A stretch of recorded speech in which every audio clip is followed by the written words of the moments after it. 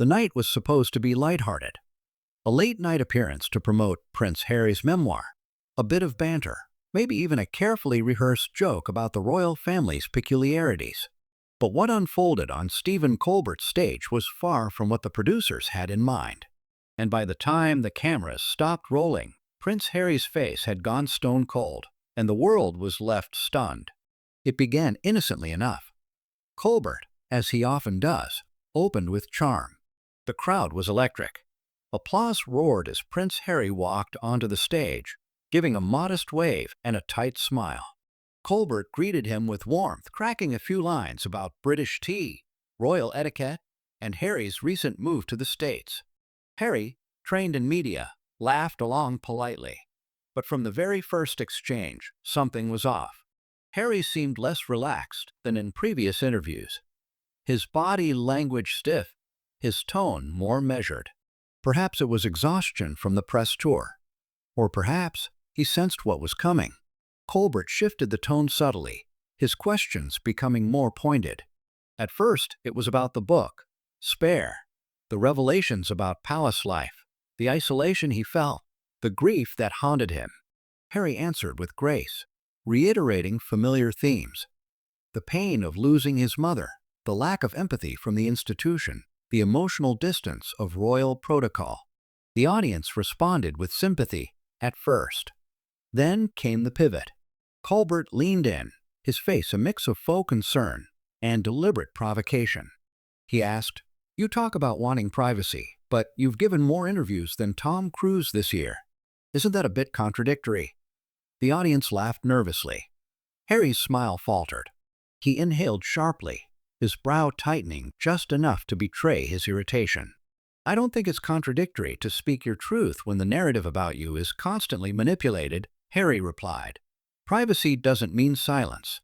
It means choice," a smattering of applause. But Colbert wasn't done. "Sure," he said, eyes gleaming, "but doesn't telling your truth on Netflix, in a best-selling book, and now on my show, kind of defeat the purpose? Especially when that truth involves other people who don't get to share their side?" A heavier silence. Harry shifted in his seat, his eyes locked with Colbert's. "Are we doing this?" he asked, more to himself than the host. It was subtle, but everything changed at that moment. Harry was no longer playing the PR game. The warmth drained from the room. The crowd, sensing the tension, grew quiet. Colbert smiled, but it was brittle. He tried to lighten the mood. "I'm just saying, it's a little like writing in all caps and saying you don't want attention." Harry didn't blink. "Would you say that to someone writing about trauma? Or is it just easier because I wear a crown in the headlines?" That landed. The audience shifted. Colbert, momentarily caught off guard, attempted to recover with humor. "Well, we Americans love drama. And nobody does drama like the royals, am I right?" No laughter. Just silence. Harry straightened in his seat. "You're making a joke of something that nearly broke me," he said quietly. "That's not drama. That's survival." The producer offstage made a subtle hand gesture. "Wrap it up." But the camera was still rolling, and Prince Harry, for the first time during this tour, seemed truly unguarded. "What people forget," he continued, "is that I didn't leave my country because I wanted to be famous in America. I left because staying meant sacrificing my wife's mental health, her life. The institution wanted her quiet, invisible. When we spoke out, we were told we were embarrassing the crown. But silence is what was killing us." There was a moment of raw vulnerability. His voice didn't rise. It didn't need to. The truth was loud enough. But Colbert, sensing his grip on the segment slipping, went in for one last jab. "Okay, but don't you think, just a little bit, that all this looks like a rebrand? From royalty to celebrity, the security, the documentaries, the book tours, is a lot for someone who says he wants a simpler life." That was it. Harry stood up. No outburst. No theatrics. Just a firm, deliberate rise from his chair. Colbert froze, unsure whether this was a bit or something else. The audience sat in stunned silence. Harry adjusted his jacket, looked directly into the camera, and said, "I came here hoping for a real conversation. Not this." Then he turned and walked off the stage. Gasps. Then a wave of murmuring. Colbert, caught flat-footed, chuckled nervously, and tried to play it off. Well, folks, there you have it, Prince Harry everyone, the Duke of Sussex. No applause. The segment was quickly cut for broadcast. A generic commercial played in its place during the live taping. But within hours, clips leaked online from audience members who had filmed the moment on their phones. The videos spread like wildfire. #Prince Harry walk-off trended globally. People were divided. Some applauded Harry's poise and refusal to entertain disrespect. Others accused him of being overly sensitive, unwilling to face criticism. The debate dominated headlines, podcasts, and talk shows for days. But what was clear to everyone was that something unspoken had surfaced, a deeper frustration, not just with Harry, but with how media commodifies vulnerability. And that was just the beginning. The fallout would reach further than anyone anticipated. And the story that started as a routine late-night interview would soon become a flashpoint in the ongoing war between public image and private pain. In the hours after the walk-off, the media machine kicked into overdrive. Major networks scrambled to adjust their coverage. Prince Harry storms off The Late Show became the lead segment for morning talk shows across the US and UK overnight. The internet turned into a battleground, each side claiming the moral high ground. Supporters of Prince Harry called the segment a public ambush. They dissected every moment. The sarcasm in Colbert's voice, the subtle digs masked as jokes, the host's smirking tone when he questioned Meghan's mental health struggles. For those who had followed Harry and Meghan's journey out of the monarchy, the walk-off wasn't just justified, it was inevitable. But critics saw something else entirely. In their view, this was another example of Harry's supposed hypocrisy. They pointed to his $100 million Netflix deal, the media blitz for his book, and countless high-profile appearances. You can't say you hate the spotlight while holding a megaphone, one popular op-ed declared. Commentators mocked the moment on cable news, late-night panels, and podcasts. Memes went viral. Harry was photoshopped walking off all kinds of stages, including the throne room. Inside Buckingham Palace, the response was muted, at least publicly.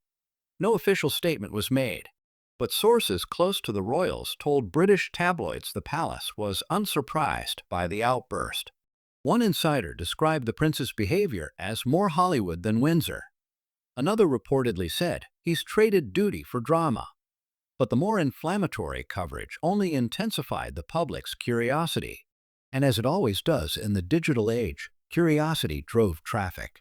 That week, Prince Harry Colbert walk-off was the most searched phrase on Google across North America, and the UK YouTube reaction videos flooded in. Former palace aides, armchair psychologists, and TikTok conspiracy theorists all took their turns at the narrative wheel. And through all of this, Harry said nothing. No tweet, no Instagram post, no statement through Archwell, his and Meghan's nonprofit foundation. The silence made the speculation worse. Was it calculated embarrassment? Or were the Sussexes planning their next move? Then, 5 days after the incident, a surprise occurred. Meghan appeared alone at a charity event in Los Angeles. Wearing a sleek beige pantsuit and a calm expression, she smiled for the cameras but avoided press questions. When asked by a reporter about Colbert, she simply said, "We're fine. Thank you." But while Meghan appeared composed, insiders painted a different picture behind the scenes. According to a source who worked with the Sussexes during their Oprah interview, Harry had been deeply rattled by the incident. He felt blindsided, the source said. He expected a tough interview, but not a personal takedown. It reopened a lot of emotional wounds he thought he'd dealt with. The Netflix team, who had a follow-up documentary planned around Harry's humanitarian work, reportedly postponed shooting. Their statement read, "Out of respect for the well-being of our partners, we're adjusting our production schedule." It was vague but telling. Clearly, the fallout had disrupted more than just a media appearance. Meanwhile, Colbert's team also went into damage control. Though the segment had been edited out of the official broadcast, the leaked footage had done its damage. A statement from CBS read, "The interview was edited for time and tone. We respect all our guests and regret any misunderstanding. But the apology didn't land. Critics accused Colbert of exploiting Harry's trauma for ratings. Social media lit up with comparisons to other confrontational interviews. "This isn't journalism," one post read. "It's entertainment wrapped in cruelty." As the conversation evolved, more voices joined in. Mental health advocates came to Harry's defense. "When someone talks about suicidal ideation, you don't joke about contradictions, you listen," tweeted a prominent therapist with over 1 million followers. But others weren't so forgiving. A former royal staffer appeared on Good Morning Britain, describing Harry as emotionally volatile and easily provoked. They suggested the prince had never adjusted to a world without royal insulation. "He still expects deference," the staffer said, "but the world outside the palace doesn't work like that." This added fuel to an already raging fire. Days later, a new development reignited the story. An unaired portion of the Colbert interview was leaked online. In it, Harry can be heard discussing the toll his mother's death had taken on his relationship with the press. "I was 12 when I walked behind her coffin," he said. "The cameras didn't stop rolling. Even then, I was on display. That never left me." The footage was raw. His voice cracked as he described watching paparazzi take photos of Diana's dying body in Paris. "They didn't help. They just took pictures. That's what they wanted. The last image of her, sold to the highest bidder." This portion never made it to air. And when asked why, Colbert's team cited time constraints. But many saw it differently. "They cut the empathy and kept the confrontation," wrote one columnist. Public sympathy began to shift. People who had mocked Harry days before now viewed the walk-off in a different light. The hashtag #LetheriHeal trended on Twitter. Mental health organizations issued statements supporting him. One nonprofit announced they'd invited him to speak at their annual summit. "Prince Harry has done more to destigmatize mental health among men than most world leaders," their director said. Even celebrities joined in. Dwayne "The Rock" Johnson tweeted, "Walk away from toxic convo? That's not weakness. That's strength."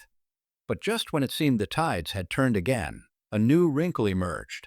Piers Morgan, a longtime critic of Harry and Meghan, dedicated an entire segment on his show to the incident. Holding up the leaked Colbert clip, he sneered, "This is the real Harry, whiny, entitled, and allergic to accountability." Morgan's monologue went viral. It reignited the culture war surrounding the Sussexes, those who saw them as victims versus those who saw them as manipulators. And it ensured that the incident would remain front-page news for at least another news cycle. By the end of the second week, both Harry and Colbert had retreated from public view. But the conversation they'd sparked didn't disappear. On college campuses, in barbershops, and around dinner tables, people debated what the walk-off meant. Was it a meltdown or a moment of power? Was Colbert out of line, or was Harry too sensitive? Was this the cost of fame, or the price of truth? And as those questions lingered, more voices began to emerge, including some from inside the palace itself. An unnamed royal aide, speaking under anonymity, told the Times, "This is the storm we always feared. The family knew he had things to say, but not like this. Not with cameras rolling and the world watching." What had begun as a promotional interview had become something much bigger, a cultural mirror, reflecting our collective obsession with celebrity, trauma, and the blurry lines between public interest and personal dignity. And yet, through all of it, Harry's voice and his silence still carried weight. As the media continued to swirl in the days following Prince Harry's explosive exit from The Late Show with Stephen Colbert, speculation turned into scrutiny. And with scrutiny came consequences, not just for Harry, but for the intricate web of interests surrounding him. Archwell's partnerships were suddenly under a microscope. Brand consultants and PR strategists debated how the Sussex image could survive yet another public controversy. Harry had always walked a fine line between privacy and exposure, rebellion and duty. But what happened on Colbert's stage marked a new era.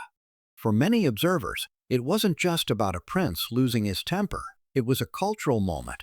The royal fairy tale had once again crashed into the cold mechanics of modern media.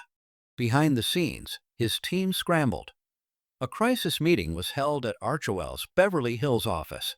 Present were lawyers, media advisors, charity reps, and a few silent observers who had once worked on the Netflix docuseries. Tension filled the room. "We need to control the narrative," one publicist said, "and fast." But that was easier said than done. The problem wasn't just Colbert, it was how many people were eager to watch a prince fall. Social media remained a war zone. Twitter was divided. One side praising Harry's emotional honesty, the other mocking his inability to handle basic pushback. Instagram Reels mashed together Harry's exit with dramatic sound effects and eye-roll emojis. TikTok creators reenacted the scene in comedic sketches, some gaining millions of views within hours. But amid the noise, a more serious discussion was brewing. Mental health professionals weighed in on the ethics of confronting a trauma survivor in such a public forum. The American Psychological Association even issued a subtle statement. When people disclose past trauma, especially in a media setting, sensitivity and respect must guide the conversation. Meanwhile, across the Atlantic, the royal family remained strategically silent. Not a word was uttered publicly. No royal statement. No nod from King Charles. No comment from William or Kate. But the British press wasn't bound by diplomacy. The tabloids pounced. The Daily Mail ran with headlines like "Royal Meltdown in Manhattan" and "Hollywood Prince Throws Tantrum on TV." The Sun published a full page comparing Harry's interview style to that of controversial ex-royals throughout history, from Edward VIII to Sarah Ferguson. Once again, a columnist wrote, "He is the author of his own downfall." But even the harshest critics couldn't ignore one thing. People were watching. Colbert's episode, even with the walk-off segment edited out, became the most streamed in the Late Show's history. YouTube clips with the leaked footage surpassed 50 million views. Spotify podcasts dissecting the moment shot up the charts. Ultimately, they chose the latter. Just 2 weeks after the Colbert incident, a new video dropped on Archwell's YouTube channel. It wasn't dramatic. In fact, it was strikingly calm. Sitting beside Meghan in a softly lit room, Harry addressed the controversy. "We're living in a time," he began, "where openness and honesty are sometimes seen as weakness. But that's not how we were raised. That's not how we raise our kids." Meghan remained mostly silent, nodding gently, her hand resting on Harry's knee. He continued, "What happened on that show was unfortunate. I believed we were going to talk about healing and purpose. Instead, we touched on wounds that haven't fully closed." The statement was short, just under 4 minutes, but it resonated. Comments poured in from viewers expressing support. Mental health groups shared the video. Celebrities reposted it with words of encouragement. Oprah tweeted, "Speaking your truth isn't always safe, but it's necessary. Proud of you both." As more behind-the-scenes details emerged, the public perception of the walk-off began to evolve again. What had first been seen as petulance, and then as trauma, now looked like survival. Viewers were no longer just reacting to what Harry did, they were thinking about why he did it. And that's when the real reckoning began. Schools and universities picked up the story as a case study in media ethics. Law students debated the legal ramifications of emotionally provocative interviews. Journalism programs dissected the balance between free speech and compassionate questioning. The moment had outgrown the tabloids. It had become academic. By the end of the 3rd week, Archwell's donations had spiked. Google searches for Harry PTSD Colbert remained high. Interest in Harry's past interviews, particularly with Oprah, resurged on streaming platforms. But perhaps the most unexpected development came from within the royal family. According to a well-placed source, King Charles reached out to his son. It wasn't a public statement. It wasn't even official. But it happened. A short message. A request to speak. Not as monarch and estranged son, but simply as father and child. It's unclear what came of that conversation, if it ever took place at all. But just the possibility of it was enough to change the tone of the coverage. Maybe after years of turmoil, after betrayals both real and perceived, something softer had cracked through. Maybe the story wasn't just about a prince storming off a stage. Maybe it was about what it means to be human, on camera, in pain, under pressure, and still hoping for reconciliation. The days following the Archwell video release brought a curious calm to the media frenzy, but beneath the surface, the tremors continued. Prince Harry's moment of vulnerability on The Late Show wasn't just another celebrity faux pas. It had become a symbolic moment in the long, complicated tug-of-war between royalty and media, trauma and performance, sincerity and spectacle. Stephen Colbert returned to his desk the following Monday after his vacation, visibly more subdued. He opened the show with a brief, almost uncomfortable monologue. We live in a time when truth and empathy are more important than ever. I aim to bring laughter, not pain, and I regret when the lines blur. It wasn't an apology, not exactly, but it was acknowledgement. A concession that perhaps the moment had turned darker than intended. Behind his trademark smirk, even the loyal audience sensed it. Colbert had stumbled. Whether that was a temporary misstep or a larger shift in the host's public persona was unclear. Meanwhile, Prince Harry had gone quiet. No interviews, no appearances, no official comments beyond the Archwell video. Meghan remained similarly out of sight. The Sussex had, for once, stepped away from the spotlight they had both rejected and leveraged since their departure from royal life. But silence doesn't mean insignificance. Quite the opposite. In the void left behind, analysis deepened. Academics, therapists, media critics, and cultural commentators flooded the airwaves and internet with think pieces dissecting the entire affair. One article in The Atlantic titled "Royal Wounds in the American Arena" drew a direct comparison between Harry's televised outburst and the broader struggle many veterans and trauma survivors face when thrust into high-pressure public scenarios. The author argued that while Harry's position is unusual, he is both a royal and a celebrity. His internal battle is painfully relatable to thousands who have struggled with PTSD, public scrutiny, and the stigma of emotional breakdown. Yet, not everyone was sympathetic. Conservative outlets like the Daily Wire and Fox News doubled down on portraying Harry as unstable, overly emotional, and too Hollywood to be taken seriously anymore. Tucker Carlson dedicated a segment to mocking Harry's decision to flee the set, drawing laughter from his audience as he sneered. Imagine storming off because you got asked a real question. The political undertones became harder to ignore. For many on the right, Harry had long been a convenient scapegoat, another British liberal transplant who brought his woke ideals across the Atlantic. His vocal advocacy for mental health, racial equity, and environmental reform had already placed him at odds with more traditionalist pundits. But the Colbert incident gave those critics a new weapon: weakness.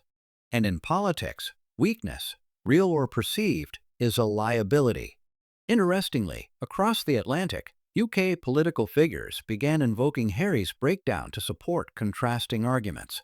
Progressive MP Jess Phillips defended him in Parliament, stating, "When a veteran shares his pain and is mocked on international television, it should concern us all. Our culture must evolve beyond ridicule." The cultural divide was sharp. In Britain, Harry was still the runaway prince, the royal who dared to air the monarchy's secrets. In America, he was now more than that. He was a man trying to remake himself in a land that both worships and devours reinvention. And yet, in the eye of this storm, something unexpected happened. A segment from the Colbert interview that was never aired, but later leaked, featured Harry attempting to pivot the conversation toward solutions. "I understand the media," he says in the clip. "I've lived under its lens my entire life. But I also know the damage it can do. That's why Meghan and I support ethical storytelling, stories that heal rather than harm." That clip, less dramatic but deeply sincere, began making the rounds. Activists shared it. Media reform advocates used it in panel discussions. Educators played it in classrooms. In contrast to the explosive walk-off, this moment gave depth to Harry's perspective, and for many, made the entire episode less about embarrassment and more about emotional limits. And Meghan, though silent, wasn't forgotten. Conspiracy theorists on the fringes claimed she orchestrated the interview setup, while others speculated that her absence from the public meant she was preparing a tell-all podcast episode or a return to her acting roots. But Meghan had her own plans, and they didn't involve Hollywood. Weeks after the incident, it was revealed that she had quietly visited a series of women's shelters in Los Angeles and Oakland, continuing her low-profile work with survivors of domestic abuse. Her press team didn't issue a release. Photos weren't shared, at least not by her camp. The word spread organically, almost reluctantly, until outlets like People and Harper's Bazaar caught wind. The contrast couldn't have been more striking. As the media obsessed over a television tantrum, Meghan was walking into shelters, sitting beside women with stories far heavier than any late-night exchange. It reframed the public narrative. While critics painted the Sussexes as fame-hungry and self-obsessed, these quiet actions, authentic and unpublicized, suggested a different truth. In an op-ed for The Guardian, one journalist wrote, "Perhaps the problem isn't that Harry and Meghan speak too much. Perhaps it's that we listen only when they shout." Then came the next ripple. Prince William broke protocol. At a charity event in Liverpool, when asked by a reporter whether he had spoken to his brother since the Colbert controversy, William paused. Then, in an uncharacteristic breach of royal reserve, he said simply, "He knows where I stand." The tabloids went wild with interpretations. Was it a dig? An olive branch? A warning? Royal insiders couldn't agree. But Harry, apparently, had already made a decision. Quietly, he flew to London, not to attend a public event, but to visit Frogmore Cottage and meet with an aging relative whose health had recently deteriorated, Princess Anne. The visit was private, off the record, and only discovered after a palace staffer tipped off a journalist. But it marked a shift. Harry was returning to royal grounds, not as a duke, not as a media brand, but as a son, a nephew, a man trying to reconnect. Sources later said the meeting between Harry and Princess Anne lasted nearly 3 hours. They spoke of family, of legacy, of mistakes. Anne, known for her bluntness, reportedly told him, "You've stirred the pot, Harry, but you're not wrong about everything." That line made headlines, and it came to represent a broader sentiment that had begun to take root among even some of Harry's harshest critics. Maybe, just maybe, he was telling the truth in the wrong room. By the time summer rolled around, the energy around the Colbert controversy had begun to cool. But its impact remained. Talk shows had become more cautious with trauma-related content. Celebrities started demanding mental health clauses in appearance contracts. Streaming services launched internal training sessions on ethical storytelling. And Harry? He started work on a new project, this time not a memoir or docuseries, but a scripted drama based on the lives of overlooked veterans. Partnering with a small but respected production company, he made a statement. "There are stories that still need telling, and I want to help tell them with dignity." Whether this marks a turning point or simply another chapter in the Sussex saga remains to be seen. But one thing is certain, Prince Harry didn't just storm off a stage that night. He challenged the very stage itself, the way it was built, who it serves, and who it silences. And in doing so, he reminded the world that even princes bleed. As the world slowly acclimated to the aftermath of Prince Harry's storm off from The Late Show, what had initially seemed like a blip in the media cycle was now maturing into a pivotal cultural flashpoint. In retrospect, that moment wasn't merely an outburst. It was a collision of legacies, expectations, and public projection. Everyone saw something different in Harry's reaction. Some saw fragility, others saw authenticity, and still others saw a carefully calculated maneuver. The lines between reality and perception were once again blurring. Stephen Colbert, known for his capacity to recover with wit and resilience, didn't fully return to form. His show ratings remained strong, but the segment producers quietly shifted away from potentially provocative interviews. You could almost sense a new caution in the room, as if everyone had been reminded that comedy, while powerful, could cut too deep. His next few episodes opened with more benign humor, safer political commentary, and lighter celebrity interviews. Internally, Some producers described the atmosphere as bruised but functioning. Yet while late-night television retreated slightly into its comfort zone, social media had not forgotten. TikTok and Instagram Reels, especially from Gen Z creators, painted Harry as a symbol of misunderstood masculinity. He was portrayed as a man who, despite his royal blood and wealth, had been publicly dismissed when expressing real emotion. The viral caption, "Even princes break," trended for weeks. This newer, younger audience wasn't debating whether Harry was right or wrong. They were exploring what his vulnerability said about society. Mental health professionals began hosting live streams analyzing his body language, his tone, his eyes. Trauma therapists on YouTube produced breakdown videos explaining the concept of emotional flooding, suggesting Harry may have experienced a panic response. These weren't fringe theories. They were gaining traction, shifting the public from mockery to reflection. It became less about what happened and more about what it revealed. In the UK, however, the response was less forgiving. Royal insiders, always tight-lipped, began leaking small but telling details. One report in the Times suggested that Charles had been deeply disappointed by his son's behavior.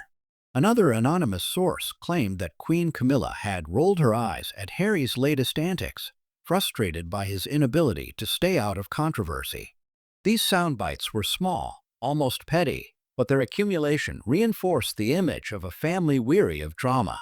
It didn't help that the Sussexes were preparing for their next big public initiative, a Netflix-produced documentary series on veterans navigating life after service. It was meant to be an inspiring project, part of Harry's ongoing commitment to those who served. But now, every public move was scrutinized through the lens of his meltdown. Critics questioned whether Harry could be trusted to tell others' stories if he couldn't handle his own being examined.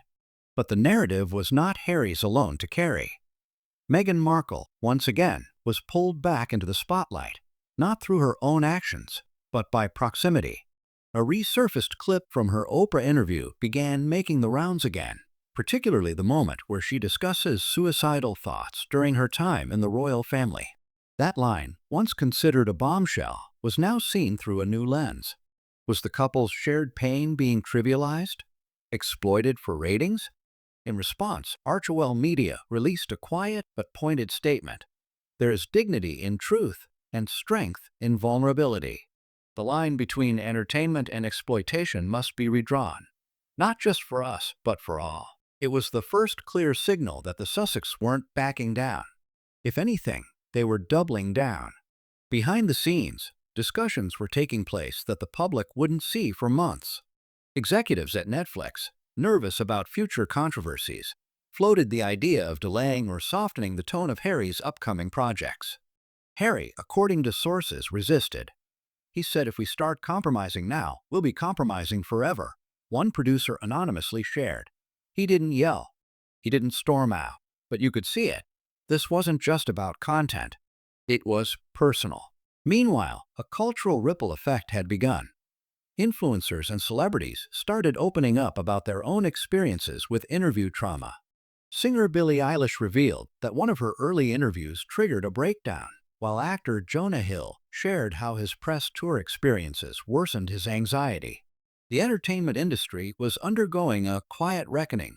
Safe press spaces became a term circulating through talent agencies, signaling the start of a more empathetic public-facing strategy. But even amid this cultural evolution, others saw hypocrisy.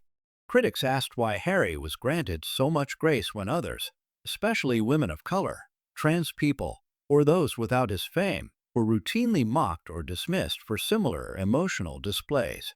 These critiques weren't baseless. They challenged the public to think beyond headlines and ask, who gets to be vulnerable? Who gets to be forgiven? In a surprising turn, comedian Jon Stewart entered the conversation. On his podcast, he said, "Look, I know Colbert. I know Harry's team.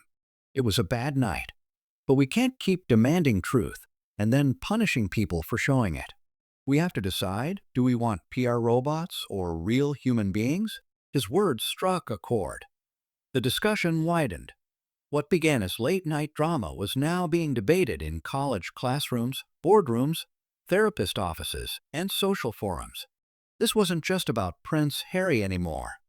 It was about public empathy, media ethics, and the consequences of performative vulnerability. At this point, Harry began laying even lower. The usual paparazzi sightings dwindled. Meghan was seen attending a community gardening initiative in Compton with minimal fanfare. Their children were reportedly spending more time away from screens, enjoying summer without the constant cloud of headlines. For the first time in months, peace, if only temporary, seemed within reach. And then came the twist. A major British news outlet leaked that Prince Harry had been approached by Apple TV Plus for a limited series based on his life. Not a documentary, but a dramatized version. The working title? Despair. The idea was divisive. Some called it narcissistic. Others called it brave. But everyone was curious who would play Harry. How much would be fictionalized? Would Colbert's interview be included? Nothing had been signed, but the buzz was enough to spark fresh outrage and excitement alike. Colbert, when asked during a press event whether he'd allow the footage to be used, offered a cryptic smile and said, "If it helps the story get told the right way, who am I to stand in the way?" Astonishingly, that seemed like an olive branch. And maybe it was. The industry, once quick to pounce on the messiness of human emotion, was slowly shifting. The mess was still there, still being monetized, but now there was at least a conversation around ethics, around care, around impact. Meanwhile, Meghan signed on to co-produce a children's animated film with a message of emotional resilience. Harry was seen visiting wounded veterans in North Carolina. The headlines became less sensational. The drama faded into analysis. And eventually, analysis faded into something quieter. By the end of the year, few people still talked about the Colbert incident in real time. But in classrooms, podcasts, and therapy circles, its legacy lived on. It was no longer just about what happened, but what it meant, what it reflected, and what it taught. And perhaps, in the strange alchemy of fame, pain, and public scrutiny, that was all Prince Harry had ever really wanted. To be heard. Not just for the crown he once wore, or the scandals he inadvertently sparked, but for the human being underneath it all. And somehow, in a world where attention spans flicker like faulty lights, his storm off had illuminated a very old truth in a new way. You can leave the stage, but you never leave the story. When the camera feed cut and Prince Harry walked off the Late Show stage that night, few could have predicted the long tail of impact his exit would carry. What began as an unscripted moment of frustration evolved into a commentary on far more than the British royal family. It cracked open a cultural dialogue, one that only deepened in the weeks and months that followed. The Colbert incident lived a double life, one as entertainment gossip and another as a case study. In university seminars on media ethics, students parsed the segment frame by frame. In trauma-informed therapy circles, Harry's body language was cited as a real-time example of triggered nervous system responses. On social platforms like Threads and TikTok, creators drew parallels between Harry's confrontation and their own experiences with public embarrassment or emotional invalidation. What elevated the moment beyond a fleeting scandal was its universality. Harry's lineage and wealth didn't protect him from human emotion, nor did it shield him from the sharp edges of modern media. In fact, many began to argue it made him more vulnerable, a target for public performance, an archetype bound to shatter under pressure. The fascination wasn't just with Harry's reaction, but with Colbert's role as the provocateur. Some felt the host crossed a line, weaponizing wit in a way that left little room for grace. Others insisted he was just doing his job, and that Harry, having chosen a life in the public eye, should expect such scrutiny. But beneath that back and forth was a deeper question. What is the ethical boundary for public interrogation? The debate intensified when a previously unaired segment from that night was leaked anonymously online. In the footage, Colbert is seen referencing Meghan Markle's family tensions in a joking manner that didn't make it to the final cut. The audience laughed, but Harry's face turned instantly serious. That moment, many speculated, was the true breaking point. The leak created immediate backlash for the show. Some viewers began calling for an apology, or at least acknowledgement that the line between comedy and cruelty had been breached. Colbert's team responded with a statement that was both vague and diplomatic. "We stand by our show and our host, but we understand the moment has taken on meaning beyond our stage." It was enough to quiet the critics, temporarily, but the trust, for some, had already frayed. Meanwhile, back in California, Harry and Meghan held their silence. There was no press conference, no reaction video, no leaks from inside Montecito. Instead, the Sussex team issued one brief note: "We are recalibrating." The brevity of the message fueled speculation. Were they pulling back from public life, or preparing a more controlled return? While Meghan remained low profile, focusing on family and local outreach work, Harry took a more unexpected turn. He began appearing in smaller, untelevised veteran support forums, giving talks on emotional resilience, trauma recovery, and peer support. No press was invited. Only those directly impacted by the work knew what he was doing. But slowly, clips began to emerge, blurry, handheld recordings of Harry speaking candidly, not as a prince or celebrity, but as a fellow veteran. These moments did more to rebuild his image than any formal PR could. Veterans began speaking publicly about Harry's sincerity. One participant described him as just another guy in the circle, no ego, no cameras. Another said he looked like someone who needed healing as much as he was trying to offer it. This return to substance shifted the narrative. People began seeing Harry not just as a reactive media figure, but as someone in pursuit of healing, not perfectly, but honestly. For the first time since the Oprah interview, sympathy and respect began to outpace mockery. But as public sentiment began to soften, Buckingham Palace's stance remained frostbitten. King Charles made no public mention of the Colbert incident. Insiders suggested he was embarrassed and believed Harry had brought undue attention on the monarchy. The royal press office made subtle jabs in unrelated briefings, emphasizing the dignity and discretion of the working royals in contrast to others who seek media oxygen. The British tabloids were less subtle. They churned out headlines like "Harry's Hollywood Meltdown" and "Duke of Drama Strikes Again." However, the tone was losing traction. For every mocking article, there were viral posts defending Harry's right to human emotion. The public, especially younger audiences, seemed to tire of the same recycled narrative. What truly changed the tide was an unexpected gesture, not from the palace, but from Stephen Colbert himself. On a Friday evening episode 2 months after the walkout, Colbert addressed the camera during his closing monologue. No audience laughter, no dramatic fanfare. "I want to take a moment," he began, "to reflect on something that's been hanging in the air for a while now. Prince Harry came on this show. We disagreed. He walked off. And it sparked a lot of conversation, some fair, some not. But the truth is, sometimes we push too hard in search of the laugh. And sometimes, what someone really needs is not a punchline, but a pause. I wish I had offered him that." It wasn't an apology by definition, but it was something more meaningful: acknowledgement. And it landed.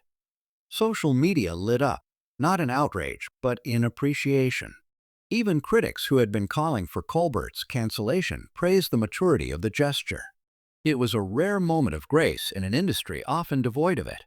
In the days that followed, Harry's team released a short clip from one of his veteran group talks. The camera was shaky, the audio imperfect, but his words were crystal clear. "We all have a point where we snap, not because we're weak, but because we've been holding so much for so long. Sometimes the snapping isn't the problem. It's the silence that follows that does the most damage. So don't be silent, even if your voice shakes." It was the closest he came to addressing the Colbert incident publicly. And it was enough. As the year closed, the world turned to new headlines: elections, sports, tech breakthroughs. But in quiet corners of media and public life, something had shifted. Audiences started asking more from their entertainers, not just laughs, but care. Interviewers began adopting trauma-informed approaches. Public figures began setting clearer boundaries. Colbert's producers even hosted a behind-the-scenes panel discussing the ethics of comedy in the age of mental health awareness. It was attended by writers, therapists, and comedians and streamed online to millions. One panelist said, "The joke doesn't die when the audience laughs. It lingers, and sometimes it hurts." The message was heard. As for Prince Harry, he declined the Apple TV Plus dramatized series offer. Not because he was afraid to tell his story, but because, according to insiders, he realized the real story wasn't about the past. It was about the now. He and Meghan instead focused on launching a global initiative promoting emotional literacy in schools. The initiative included lesson plans, parent guides, and youth-led panels. Their goal wasn't just to change how kids learned, but how they expressed pain, frustration, and uncertainty. "If I had had this at 10, Harry said during the virtual launch, I think everything would have been different. And maybe that's the lesson." The Colbert moment wasn't a collapse.